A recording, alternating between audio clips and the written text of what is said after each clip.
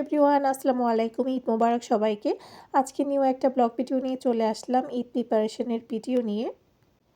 তো এই ঈদে আমি কী আইটেম করেছি, তারপর কি ডেজার্ট করেছি সেটা নিয়েই থাকছে আজকের এই ব্লগটা। আশা করি আপনাদের কাছেও ভালো লাগবে।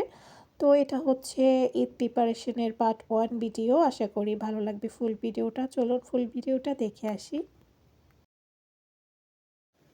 প্রথমেই শুরু করতেছি ঈদ কার্ড দিয়ে। তো যেহেতু আমি ঈদ কার্ডটা আগে করেছি এজন্য ওইটা থেকে এই ভিডিওটা স্টার্ট করলাম। তো এখানে আমি মিনহা, মানহা এবং মাহাদের জন্য 3টা ঈদ কার্ড বানিয়ে নিচ্ছিলাম। তো ঈদ কার্ডগুলা খুবই সুন্দর হয়েছে। আমি কিন্তু অলরেডি এটা ভিডিওটা আপলোড করে দিয়েছি। আপনারা চাইলে কিন্তু টিউটোরিয়ালটা দেখে নিতে পারবেন কিভাবে বানিয়েছি। আপনারাও চাইলে এভাবে বানিয়ে আপনাদের বাচ্চাদেরকে গিফট করতে পারেন। আমার বাচ্চারা কিন্তু খুবই খুশি হয় এভাবে করে দিলে। তো এই যে ঈদ কার্ডগুলার ফাইনাল লুক খুবই সুন্দর হয়েছে 3টা ঈদ কার্ডই। এরপর আপনাদের সাথে শেয়ার করতেছি আমাদের ঈদের জামা কাপড়। এগুলা মাহাদ আর ওর বাবার জন্য সেম। তো এবার ঈদের জামা কাপড় আমরা বাংলাদেশ থেকে আনিয়েছিলাম। তো এগুলো মিনহা আর মানহার জন্য। এই যে, তো একটু কাছ থেকেও দেখিয়ে দিচ্ছি ওদের ড্রেসগুলো। এই যে কাজটাও সুন্দর ছিল, ড্রেসগুলোও সুন্দর ছিল। এই যে, আর এখানে ওদের পাঞ্জাবিগুলোর কালার। তো বাংলাদেশ থেকে কিন্তু আমার জন্য শাড়ি এসেছিল। তো ওইগুলা আর পরবো না। আমি চিন্তা করেছি এটা পরবো। এটা আমি লন্ডন থেকে কিনেছিলাম আরও প্রায় 1.5-2 বছর আগে। আর এটাও বাংলাদেশ থেকে এসেছিল আর কি। তো এটা আর পরবো না। চিন্তা করলাম এটাই পরবো। তো আর এটা পরবো। এটা মিনহা আমাকে গিফট করেছে। মানে আমার মেয়ে ওর টাকা জমিয়ে আমার জন্য আমার বার্থডেতে এটা গিফট করেছিল। তো ওইটা চিন্তা করছি ঈদের দিন সকালে পরবো। আর এখানে একটা ড্রেসও আছে আমার নতুন, হয়তো এটা পরে হয়তো বাহিরে যাব আর কি। তো এখানে আবার 2টা বোরকা মিনহা মানহার জন্য কিনা হয়েছে। এগুলাও ঈদ উপলক্ষেই কিনা হয়েছে। এই যে খুবই সিম্পলের মধ্যে। তো এবার দেখাচ্ছি ওদেরকে আমি ঈদে কি গিফট করব। তো এই ড্রেসগুলো আমি কিনেছি ম্যাচিং করে। মানে মিনহা মানহার আছে, আমার আছে, তারপর মাহাদের জন্য সেম কালারের কিনেছি, ওর বাবার জন্য কিনেছি। তো এই যে এগুলো মাহাদের, এটা মাহাদের আর কি। তো ঈদে আসলে ওদেরকে গিফট করতে ভালো লাগে। আর এটা ওর বাবার জন্য। তো এগুলা ওদেরকে আমি ঈদে দিব আর কি, মিনহা মানহাকে। আর এটা আমারটা, সবগুলো সেম। আর এখানে ওদের জন্য চুড়ি কিনেছি ওদের মেইন ঈদের ড্রেসের সাথে। তো এবার চলে যাই রান্না বান্নাতে। আমি ঈদের দিন খুবই সিম্পল রান্না করব চিন্তা করেছি। তো ভাবলাম যে চিকেন কাবাব বানাবো, তার সাথে কাবুলি পোলাও করব। তো এটা 4-5 দিন আগেই আমি চিকেন কাবাবগুলোকে বানিয়ে রেখেছি। এগুলো আমি ডিপ ফ্রিজে রেখে দিব। তো এরপর এখানে ঈদের জন্য ডেকোরেশন করে নিতেছিলাম ঈদ মোবারকের আর কি। তো আমি বাসার মধ্যেই করি। তো এগুলো আসলে কিনতেও পারা যায়, তবে আমার কাছে নিজে হাতে করতে বেশি ভালো লাগে। তো ওদের ড্রেসের কালারের সাথে ম্যাচিং করে আমি এই কালারের মধ্যে এবার করেছি। তো এই যে এটা এরকম হয়েছে। আর ঈদের দিন জাস্ট আরও কয়েকটা বেলুন লাগিয়ে দিব, তাহলেই হয়ে যাবে। এটার ভিডিও আমি পরে আপলোড করে দিব। তো এই যে আমাদের কিন্তু ঈদের মেহেদিও চলে এসেছে। আমরা মা মেয়েরা ঈদের মেহেদি পরতে খুব পছন্দ করি। তো অনেকগুলা মেহেদি নিয়ে আসা হয়েছে আমাদের জন্য। তো চলে আসলাম ঈদের আগের দিন। তো ঈদের আগের দিন আমি যেটা করেছি, এখানে আমি মাটন নিয়েছি। এগুলো দিয়ে কাবুলি পোলাও করব। আর হাড় চিকেন রান্না করব। তো যেহেতু কাবাব আর কাবুলি পোলাও দুপুরের জন্য, তো রাত্রের জন্য ভাবলাম চিকেন করি, কিংবা পরের দিনও খাওয়া যাবে আর কি। এরপরে কিন্তু আমি আবার মাংস রান্না করেছিলাম। তো যেহেতু আমাদের ঈদটা ফ্রাইডেতে হয়েছে, তো স্যাটারডে সানডে আমার বাচ্চাদেরও স্কুল অফ থাকবে, ওর বাবারও ছুটি থাকবে। তো যার জন্য আমি ভাবলাম যে মানে শনিবারের জন্য একসাথে রান্নাটা বসিয়ে দিই। তো এগুলো আমি হাফ ডান করে তারপর রেখে দেই আর কি। কারণ ঈদের সময় আসলে কাজ করতে ভালো লাগে না। একটা সময় ছিল ঈদের দিনই সবকিছু কাজ করা লাগতো। রান্না-বাড়া থেকে সবকিছু এখন আর ভালো লাগে না।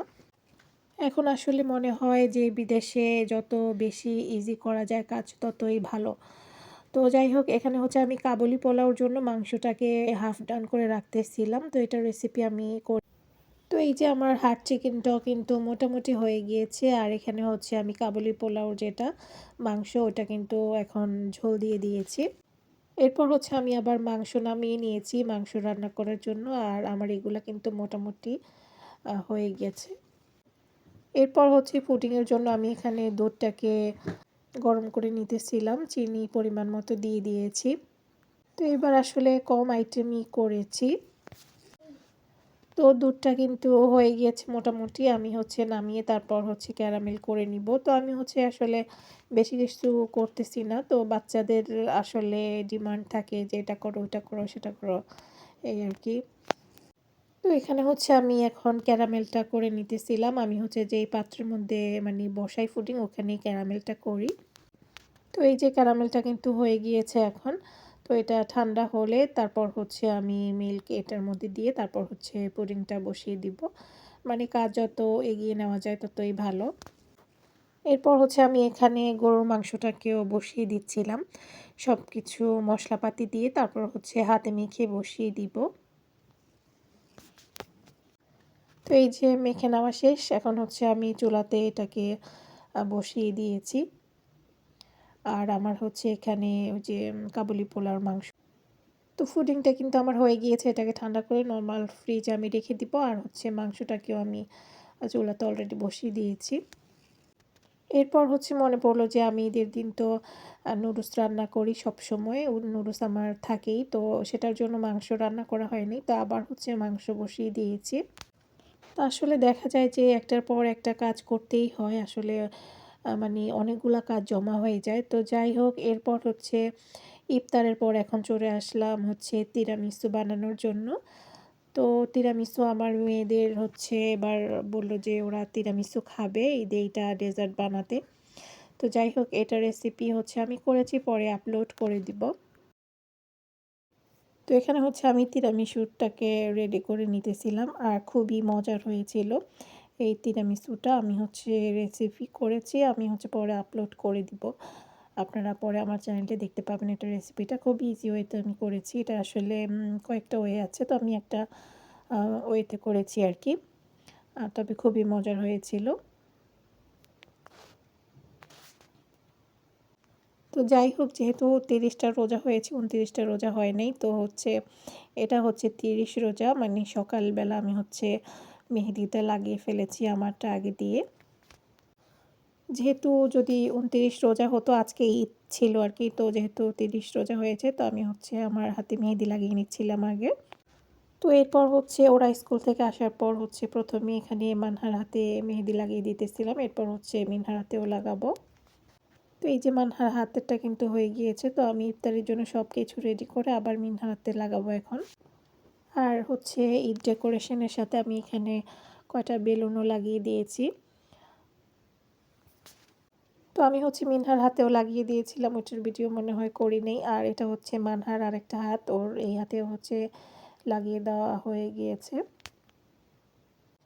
তো ইফতারির পর এখন হচ্ছে মিনহা ওর আরেকটা হাতে লাগিয়ে নিচ্ছে। একটা হাতে তো আমি লাগিয়ে দিয়েছি। তো আরেক হাতে ও হচ্ছে ল্যাপটপ দেখে, দেখে লাগাচ্ছে। এরপর হচ্ছে আমি চলে আসলাম আমার বাকি কাজগুলো করার জন্য। তো এখানে হচ্ছে আমি নুডলসটা বসিয়ে দিয়েছি। সব ঈদে আমি নুডলসটা আসলে রাখি। কারণ আমি সকালবেলা মিষ্টি জিনিস খেতে ভালো লাগে না। আর এখানে হচ্ছে লাচ্ছা সেমাইয়ের জন্য মিল্কটাও বসিয়ে দিয়েছি। তো প্রতি ঈদেই আসলে আমি নুডলস কিংবা পাস্তা যেকোনো একটা ঝাল আইটেম থাকেই। কারণ সকালবেলা আসলে এগুলাই আমি খাই। তো এই যে এখানে হচ্ছে আমি মাংস যেটা ছোট, ছোট টুকরা করে রান্না করেছিলাম কি বলে নুডলসের জন্য সেটা হচ্ছে দিয়ে দিয়েছি। তো এখন হচ্ছে ভালো করে নেড়েচেড়ে তারপর হচ্ছে রান্নাটা করে নিব। আর মিনা হচ্ছে এই যে এই ডিজাইনটা করতেছে ওর হাতের মধ্যে। ও কিন্তু দেখে, দেখে খুব সুন্দরভাবেই করতে পারে। তো এই যে আমার নুডলসটা কিন্তু হয়ে গিয়েছে আর লাচ্ছা সেমাইটাও কিন্তু এখানে হয়ে গিয়েছে। তো এটা কিন্তু আরও ঘন হয়ে যাবে। এই যে। তো আজকের ভিডিওটা এ পর্যন্তই থাকছে। নেক্সট ভিডিওতে থাকবে ঈদের দিনের ভিডিও, ঈদের দিন সকাল থেকে বিকাল পর্যন্ত। তো আশা করি আপনাদের কাছে ভিডিওটা ভালো লেগেছে। নেক্সট ভিডিওর জন্য ওয়েট করবেন। আজকের মধ্যে এখানেই বিদায় নিচ্ছি। আল্লাহ হাফেজ।